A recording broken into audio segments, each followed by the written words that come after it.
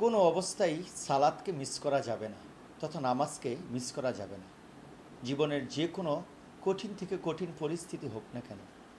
নবী করিম সাল্লাল্লাহু আলাইহি সাল্লামের সাহাবী হযরত ইমরান ইবনে হুসাইন রাদিয়াল্লাহু তাআলা আনহু বলেন, আমি নবী করিম সাল্লাল্লাহু আলাইহি সাল্লামকে সালাত তথা নামাজ সম্পর্কে জিজ্ঞাসা করিলাম। নবী করিম সাল্লাল্লাহু আলাইহি সাল্লাম আমাকে উত্তর দিলেন, ইমরান, তুমি দাঁড়িয়ে নামাজ আদায় করবে। যদি দাঁড়িয়ে আদায় করতে না পারো তাহলে তুমি বসে বসে নামাজ আদায় করবে। তুমি যদি বসেও নামাজ আদায় করতে না পারো তাহলে তুমি শুয়ে শুয়ে নামাজ আদায় করবে। এই হাদিসটি বুখারী শরীফের 1117 নম্বর হাদিস। এই হাদিস থেকে আমরা শিক্ষা গ্রহণ করতে পারি, জীবনের যে কোনো পরিস্থিতিতেই নামাজকে মিস করা যাবে না, দাঁড়িয়ে আদায় করতে হবে। দাঁড়িয়ে না পারলে বসে নামাজ আদায় করতে হবে। বসেও যদি নামাজ আদায় করতে কষ্ট হয় তাহলে শুয়ে শুয়ে নামাজ আদায় করতে হবে।